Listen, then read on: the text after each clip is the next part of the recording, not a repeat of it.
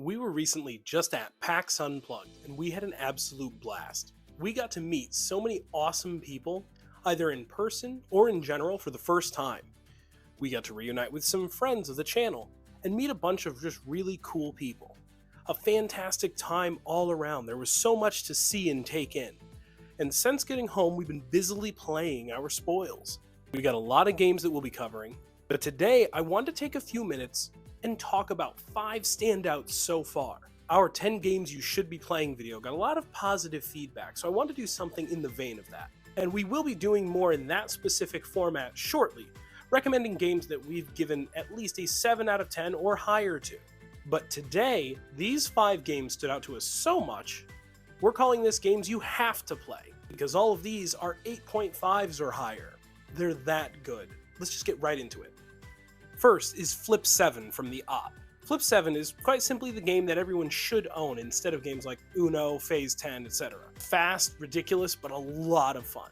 There's a reason that the Op put the statement right on the box that it's the greatest card game of all time. I'm not sure if it's quite there, but it really is one of the best card games of this style. It's a push your luck game that has what I like to call that sort of mass market appeal and approachability, with a couple of really clever gamery hooks that encourage repeat plays. You play rounds where you continually choose to either take a card or stay, trying to avoid busting, which happens when you get duplicate numbers, all the while trying to flip 7 unique cards to end the round and get a bonus.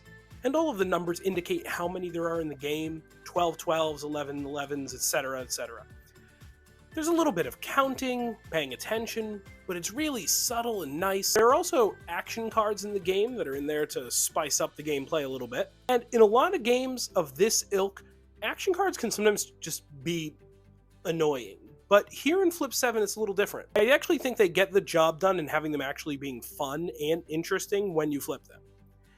The whole family really enjoyed it, and I can see this becoming one of those games like Trio or Spicy, Poison, or Circus Flocati. One of your little numbers and colors on cards games that's easy to teach, easy to bring out at parties, and has a lot of replayability. So Flip 7 gets an 8.5 from us. Hifi from Smirk and Dagger is a super puzzly area control game with the coolest looking rondels ever. I made the joke at the top of the year that instead of hand management, we'd have a lot of band management games this year.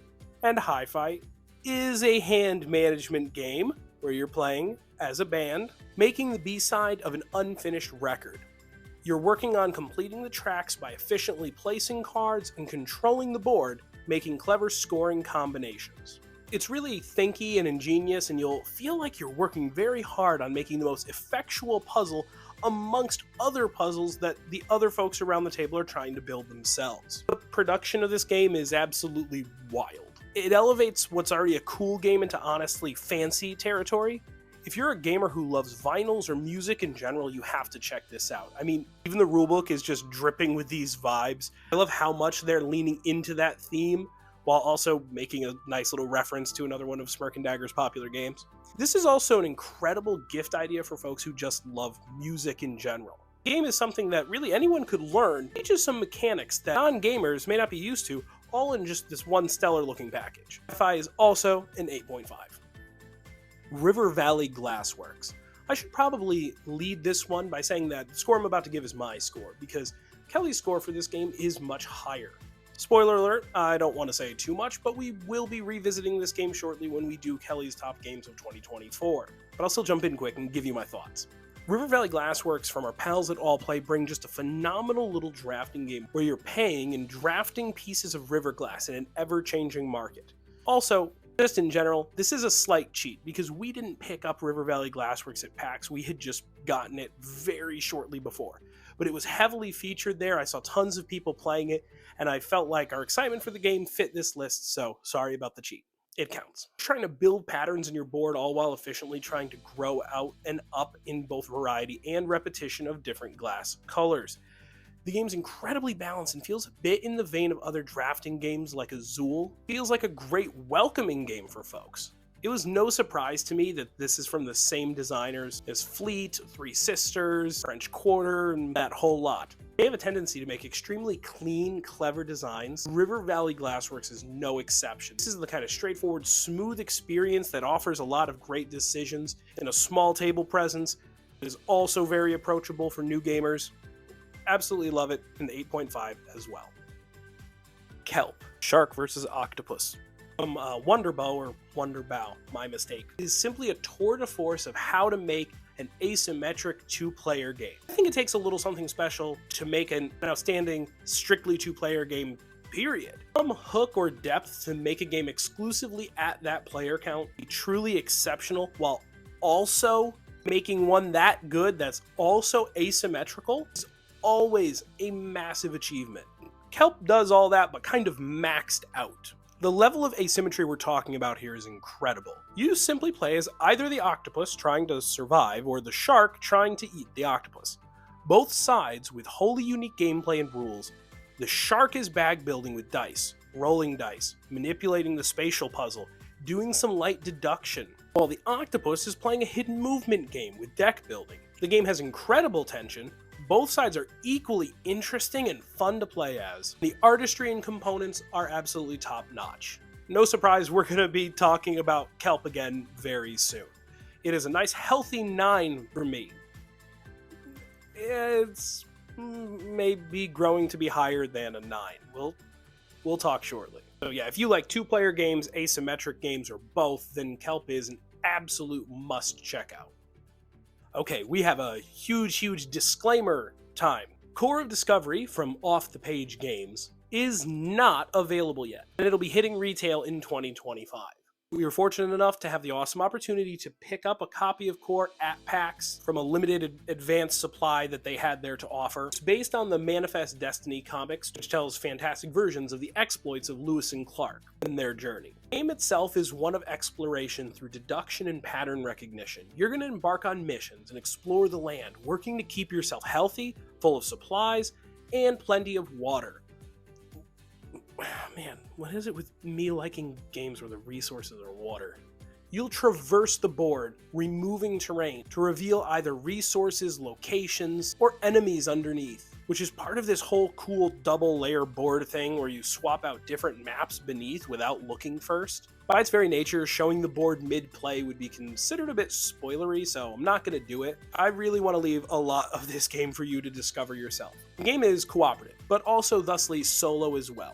I feel like, personally, I'll be playing it the most solo, and I think it's absolutely outstanding.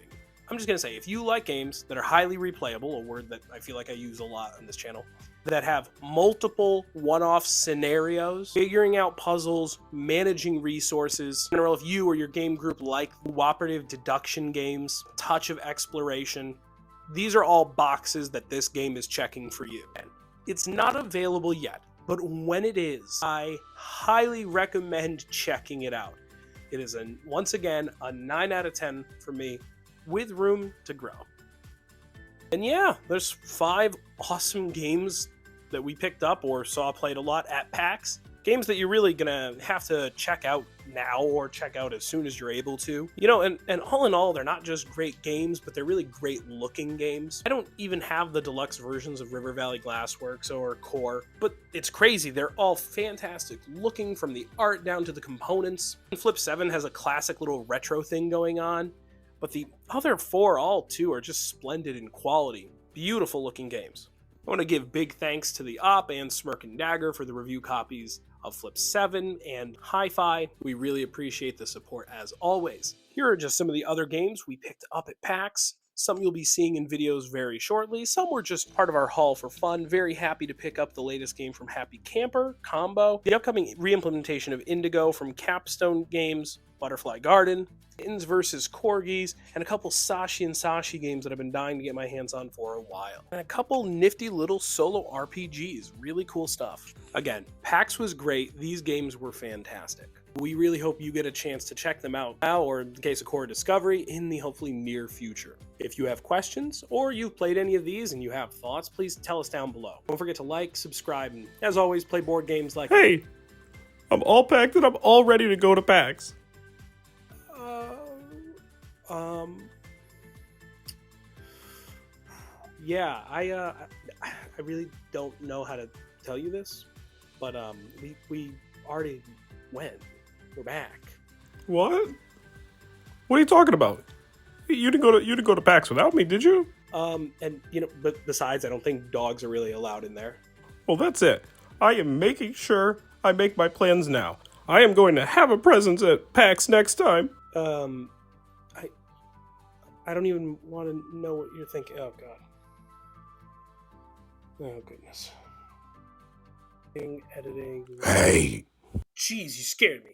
do we want to adjust the fact that you talked about River Valley Glassworks, but you didn't make any mention about the fantastic frog representation? You're right. That was my bad. That was my bad. I could put this on the end for you if you. Oh, you think you can? Yeah, I think you can. Okay. Yeah. Yeah. No. Got it, Mickey. Sorry. My mistake. So, I mean, what was this? You dropping the ball? You're not a big Andrew Bosley fan. What is this? No, I'm a big Andrew Bosley fan. Don't say that. Well, yeah, you better be. I mean, especially with a guy who could draw frogs like that. You know, I'm a big Frog fan. Yeah, absolutely. Good. Now remember, don't make this mistake again. Behave yourself. Told you Mickey's behind everything.